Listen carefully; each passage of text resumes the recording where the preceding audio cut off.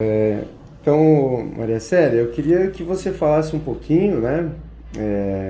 Como que você se sentia quando você chegou aqui na clínica e como é que foi esse processo, né, que você passou, agora que a gente está finalizando o tratamento. Olha, quando eu cheguei aqui, eu estava muito mal, eu tinha muita dor de cabeça, eu tinha assim uma angústia, um mal-estar geral, uma aflição aqui no rosto, uma coisa esquisita. E eu acordava mordendo meus dentes, eu sentia que eu estava rangindo meus dentes e até acordava com os dentes, com os dentes assim, meio doloridos de tanta força que eu fazia, tá? E isso foi me trazendo uma depressão, fiquei muito mal. Aí um médico amigo meu me disse que deveria estar com bruxismo, que eu procurasse um profissional no assunto.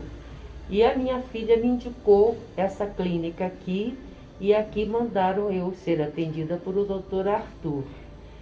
E de lá para cá, o tratamento tem sido... Ele é um médico, gente, olha, eu não tenho explicação. Para dizer a vocês, eu tenho ele como se fosse meu neto. Ele é atencioso, é carinhoso, é um médico muito capaz.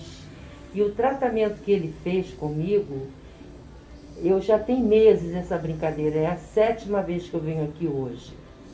Olha, na quinta ou na quarta vez que eu vim aqui, eu já fui para casa fazendo tudo que ele me orientou e a dor de cabeça desapareceu, a angústia desapareceu, eu durmo bem.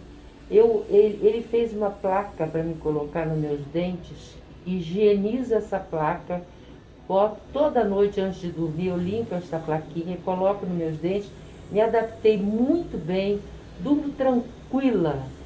E hoje eu estou aqui agradecendo a Deus por ter conhecido o Dr. Arthur, porque ele me tirou de um sufoco muito grande.